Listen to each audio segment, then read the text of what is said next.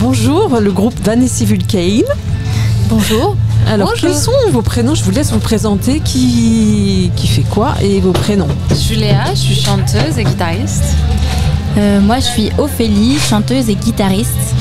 Lisa, chanteuse, ukuléliste et guitariste sur un morceau. C'est différent, le ukulélé, c'est très différent de la guitare? C'est beaucoup plus facile à jouer, pour être honnête. C'est plus facile. Les écarts sont plus petits, donc quand on n'est pas très bonne guitariste, c'est pas trop mal. Sauf si on a des gros doigts, c'est Sauf plus dur si à on jouer. a des gros doigts. Voilà. Moi je trouve le uku, c'est pour avoir l'habitude de plus jouer de la guitare. Des fois ça me trouble un peu justement que les cases elles soient si petites, Mais ça, c'est que parce les que cordes t'es elles une soient si vraie molles. guitariste. Je trouve ça dur des fois. Alors, vous êtes un trio de filles, vous êtes invité sur le festival Essonne en scène en tant que talent essonnien. Vous êtes d'où en Essonne? Et alors moi, j'ai fait, alors, il y a un petit parcours. Moi, j'ai été au lycée de la Vallée de Chevreuse, donc vers Gif-sur-Yvette. Oui. Et puis après, j'ai habité à Palaiseau pendant pas mal d'années. Et là, il se trouve que on a déménagé, donc on n'est plus vraiment en Essonne, mais quand même, on a toutes nos connexions ici. Et puis, on est encore beaucoup accompagné par le département, en fait. Donc en gros, c'est Palaiseau. Hein. Moi, la ville que j'ai envie de citer, c'est Palaiseau. Ouais, c'est Palaiseau. Voilà. C'est la MJC de Palaiseau qui nous accompagne en Ouais, tout cas. le théâtre des Trois-Vallées à Palaiseau qui nous accompagne, avec aussi donc Julien qu'on salue, et puis aussi Lara de la MJC de Villebon sur Yvette. Voilà. C'est vrai qu'ils sont un peu en binôme sur l'accompagnement, mais C'est en vrai. théorie on est accompagné par la MJC de Palaiseau, mais la MJC de Villebon sur Yvette a fait beaucoup de choses aussi pour nous, donc on les remercie aussi. Merci à eux. Donc le nom Vanessa Vulcane, comment c'est venu et qui l'a choisi? Est-ce que c'est collégial, j'allais dire, ou... Alors en fait, on l'a pas vraiment choisi, j'aime bien dire ça.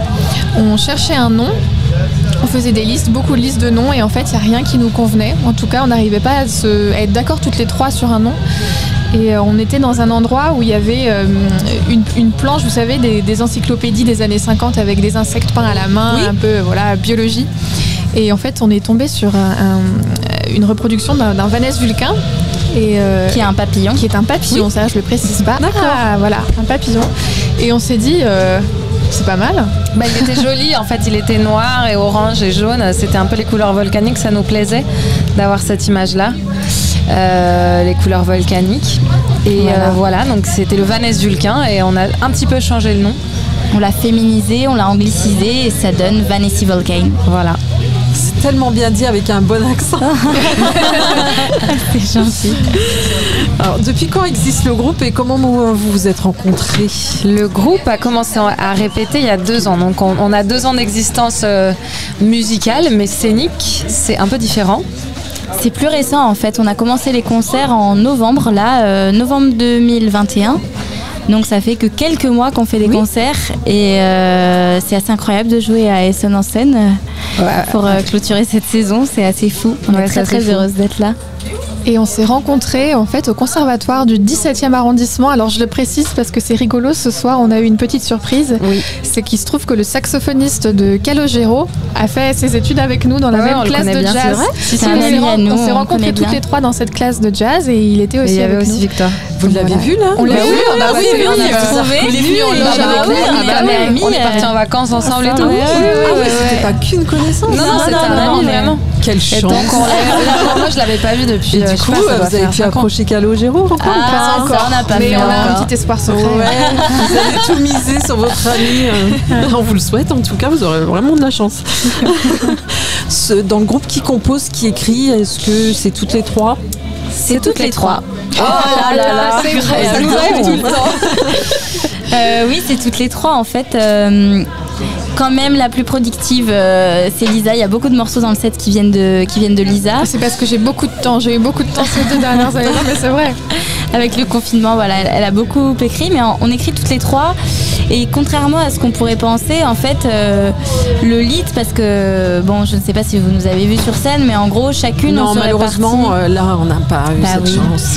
C'est pas, c'est pas grave, il y aura d'autres occasions. Il y aura d'autres occasions, je n'en doute pas. Bien Mais sûr. donc le lead, c'est-à-dire le chant principal, change en fonction du morceau.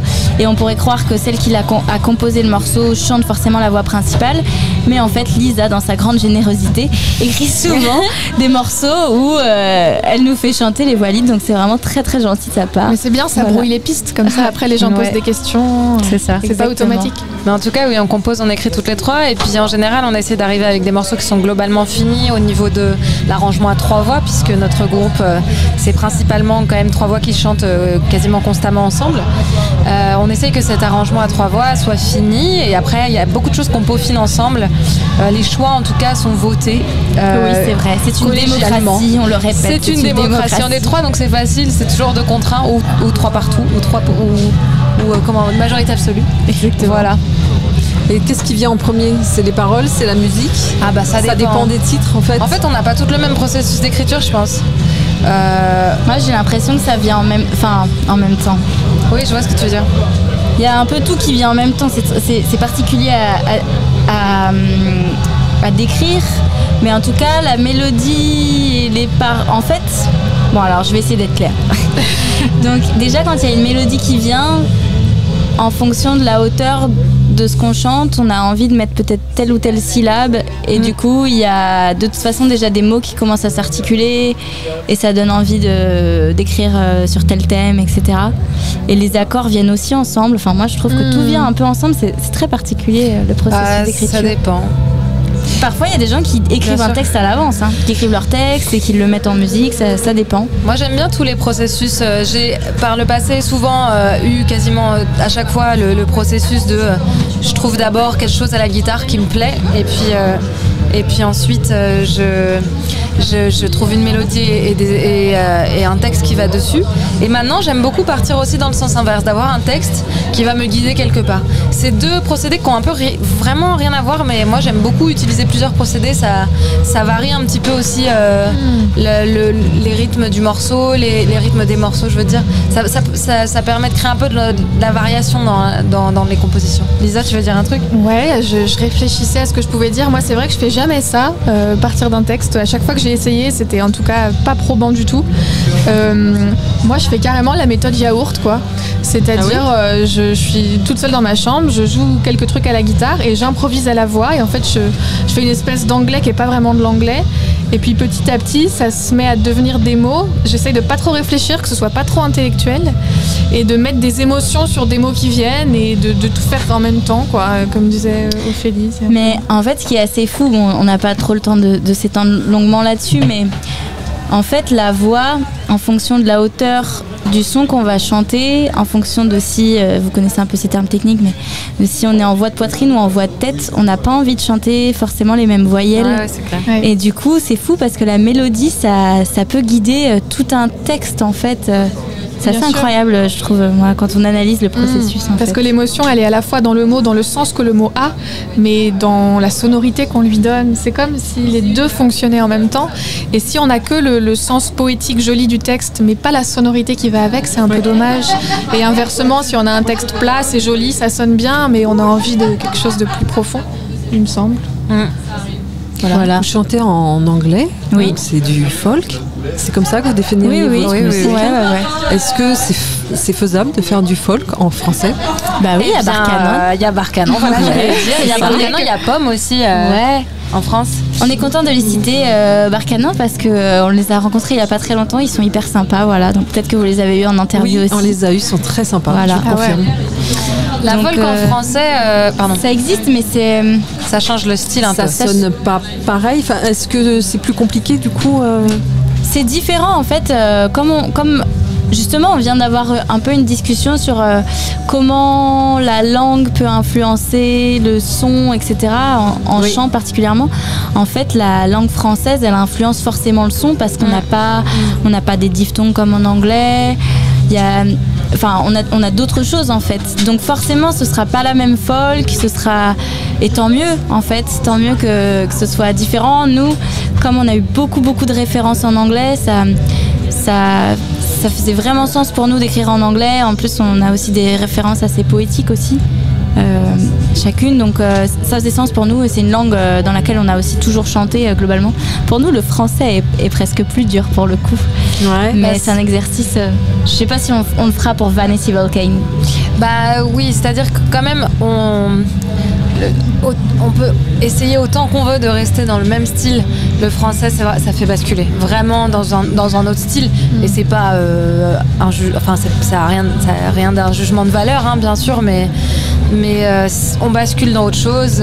Et c'était pas la direction qu'on voulait prendre. Mais c'est une direction qu'on respecte néanmoins beaucoup. Moi, je suis une grande fan de Pomme, par exemple. Ah ouais, moi aussi. Mais voilà, c'était pas ça qu'on voulait prendre comme direction. Nos influences, elles étaient pas là.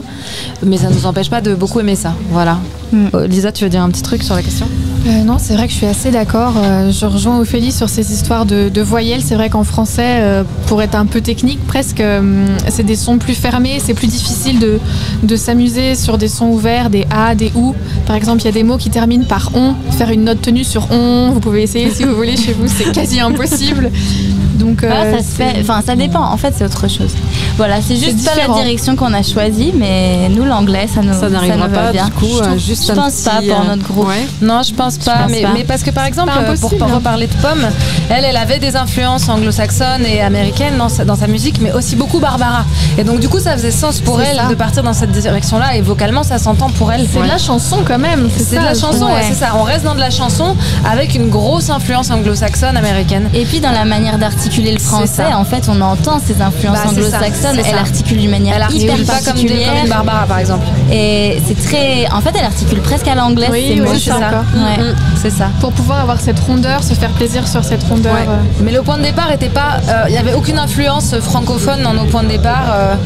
Donc ça faisait pas sens. Ce serait un peu forcer le destin. Et c'est pas trop la politique de ce groupe.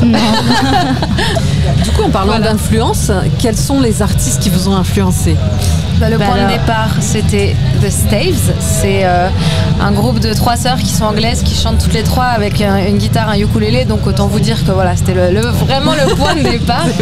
Mais après, il y en a eu d'autres. Je vais les laisser parler. Moi, je pense à Nick Drake parce que c'est quelqu'un que, je pense qu'il nous a influencé beaucoup, même sur des histoires d'accordage à la guitare. Après, ça devient un peu technique, mais Nick Drake. Et puis toi, Lisa? Ouais, Nick Drake, je suis tout à fait d'accord. Les Staves, c'est plus, je pense, pour la formation, la musique en soi, la formule. Nick Drake, c'est vraiment le songwriting, quoi. C'est vraiment le texte. Cette manière aussi simple de chanter, c'est une musique à la fois qui est compliquée. Nick Drake, c'est pas 3 accords, c'est assez compliqué. Il y a des accordages particuliers. Et en même temps, il y a une voix très simple, quelque chose de nu et de direct. Donc, c'est vraiment une grande influence. Adrian Lenker aussi. Ouais. Qui est une grosse influence pour nous. Pareil au niveau du songwriting en fait. Johnny Mitchell, songwriting. Johnny Mitchell. Même des gens, moi je pourrais citer des gens comme Leonard Cohen, enfin cette tradition de musiciens qui ont vraiment développé un langage poétique. C'est-à-dire la musique pour eux c'est vraiment de la poésie aussi. Et le texte est à cette teneur-là, je trouve. Voilà. Bon, il y en a d'autres. C'est si bien dit, Lisa. Est-ce qu'il y a une scène qui vous fait rêver? Oh là là, on s'est pas concerté. Alors peut-être pas la même du coup pour les 3, hein, ça peut. Franchement, moi-même déjà la maroquinerie, ça me fait rêver déjà. Ouais, c'est vrai. Parce que on se dit c'est potentiellement accessible, c'est pas l'Olympia, le Zénith, tu vois. C'est un rêve.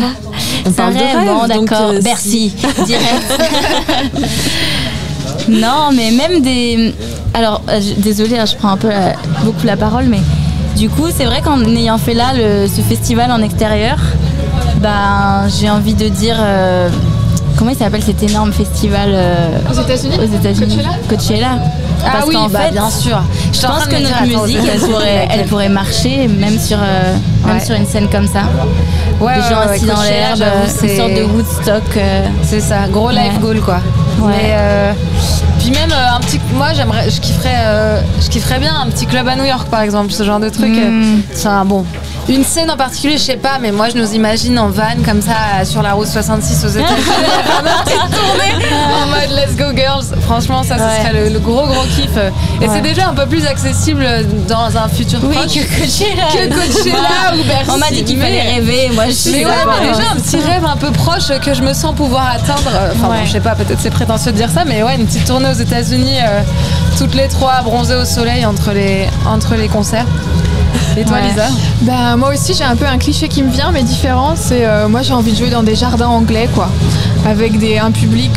C'est le château de tout à l'heure, ça. C'est le château. Non, je vois des jardins plus petits, des choses plus sobre et avec des gens qui connaissent la folk dans leur sang, quoi. Des gens qui sont imbibés à la folk et à la poésie, qui sont biberonnés à la folk, un peu timides, un peu anglais. Moi, ça me fait un peu rêver, ça.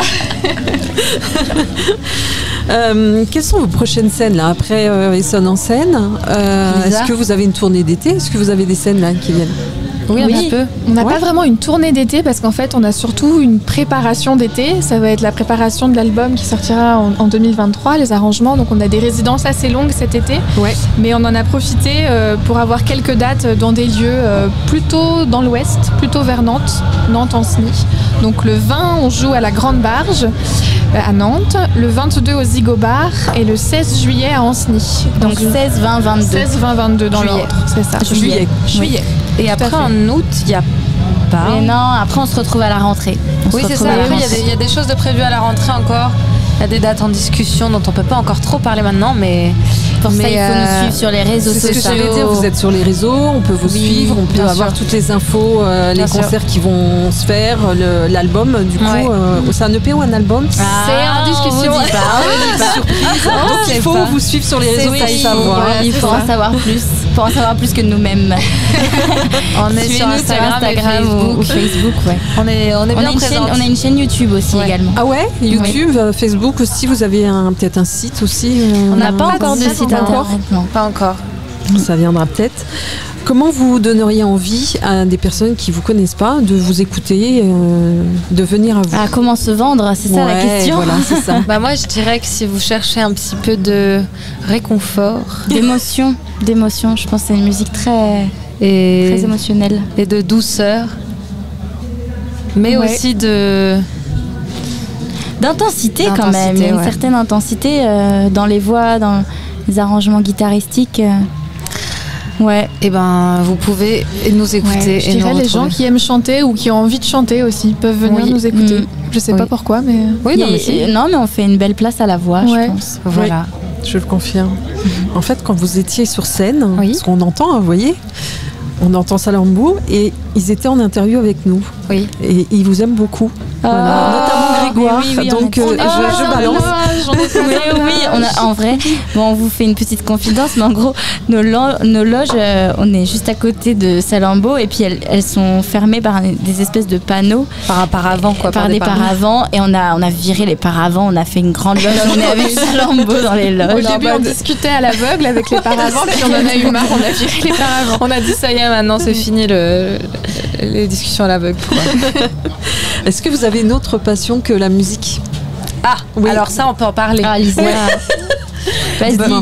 Moi, je suis un peu une geek de la poésie, j'adore ça. Une geek de la poésie, parce que c'est quand même un milieu à part. C'est un peu un ghetto, la poésie. Elle a fait quand même un recueil de poésie. C'est Lisa, vrai, elle écrit beaucoup. Pour moi, t'as gagné un concours, non? Non, j'ai pas gagné.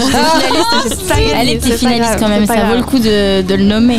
L'important, c'est de participer, de toute façon. Et toi? L'important, c'est d'écrire de la poésie quand on a envie, bien sûr. Et toi, Ophélie? Attends, je vais réfléchir un peu, vas-y. Alors moi, je suis quelqu'un qui a énormément je suis très obsessionnelle, donc j'ai plein de petites passions, notamment la cuisine. Oui, c'est vrai. Très bonne cuisinière, très bonne cuisinière. Et au grand plaisir de ces deux dames. Oui. Nous sommes commis quand elle fait à manger. Et puis le maquillage. Qu'est-ce que j'aime aussi? J'aime beaucoup aussi la technique du son. Ça me passionne assez. Toutes les machines, en fait, j'aime bien. Et puis voilà, mais j'ai plein de petites passions. Mais disons que cuisine, maquillage, technique, c'est des choses en dehors de la musique qui me prennent de l'espace mental et du temps. Voilà. Puis la pédagogie, un peu la transmission, je dirais la transmission. Ouais, moi j'aurais aussi peut-être la transmission, mais en fait, j'ai l'impression que la musique, ça prend beaucoup de place aussi. Et que quand on fait un groupe de musique, ou même quand on en a plusieurs, en fait, ça regroupe tellement de choses, c'est-à-dire qu'on doit penser au visuel, donc en fait, on s'intéresse même à l'art plastique presque, en tout cas, on s'intéresse à la mode. C'est notre petite styliste, Ophélie. Je suis la styliste du groupe. Non, mais on s'intéresse, pareil, à de la réalisation de clips, donc à quelque chose plutôt de l'ordre du cinéma. Tous les arts sont un peu réunis quand on décide de faire un groupe, donc finalement, on est obligé d'être ouvert à plein de choses et... Voilà, ça nous nourrit aussi, mais je crois que le principal, c'est quand même la musique et particulièrement la voix, je dirais, le corps. Est-ce que vous avez un péché mignon? Le chocolat. En fait, là, par quel est exemple, votre il y a des péché bonbons mignon? Alors, devant je parle nous. à la cuisinière. Des péchés mignons. Ah bah si, Ophélie, moi je sais. C'est très facile. Moi, c'est le chocolat. mais vraiment, c'est... Toutes ces formes, tous les chocolats. Oui, je suis assez ouverte à toute forme de chocolat. Je ne me ferme aucune porte. Non mais moi aussi, ouais. On est toutes un peu chocolat. Elle est bien contente quand j'achète une tablette. Et toi? Un péché mignon. J'ai une petite addiction à Roland Garros une fois par an. Oui, c'est vrai. Bon, on a cette addiction ensemble. C'est vrai que c'est un péché mignon qu'on partage. Non, mais parce que je regarde pas du tout le sport, c'est pas du tout quelque chose que j'ai développé. Mais Roland Garros, je ne sais pas pourquoi. Alors, puis il faut que je regarde tous les matchs, hein, ça devient obsessionnel. Tous les joueurs. Ah ouais, vraiment, c'est pas un joueur en particulier. Ah bah, j'ai mes petits préférés. C'est le mais, tour. Alors, il y a Nadal, on va citer Nadal quand même, il a gagné, il va sûrement s'arrêter bientôt. Je sais que t'es pour Nadal, mais il y a que Roland Garros ou c'est tous les tournois du Grand Chelem? alors j'ai pas osé commencer à regarder les autres parce que je me suis dit que là ce serait Elle va tomber dans un savez pas. vortex. Quand il y a Roland Garros, elle nous envoie des messages toutes les 5 minutes sur la conversation et tout. Non, c'est clair. Et puis voilà, non, je sais pas. Non. Ouais, c'est bien déjà comme péché mignon. Dans les passions, on peut citer le yoga pour nous trois aussi. Ah oui, je crois. le yoga. On est toutes fans de yoga. Non, voilà, le sucre, hein, globalement, le sucre, c'est un bon péché mignon pour nous. Ouais. Le café pour toi. Non, je vois pas de quoi tu Léa, parles. le café. Non, j'ai pas pris de café aujourd'hui. Non, ouais, c'est clair. Si vous pouviez être quelqu'un d'autre pendant 24 heures, qui seriez-vous et pourquoi? Et mais il fallait nous envoyer les questions à l'avance. bien que ce soit spontané. Non, il faut que ce soit spontané. Elle est très dure, je le conçois. Un homme. Non, je sais pas. Non, pas un homme.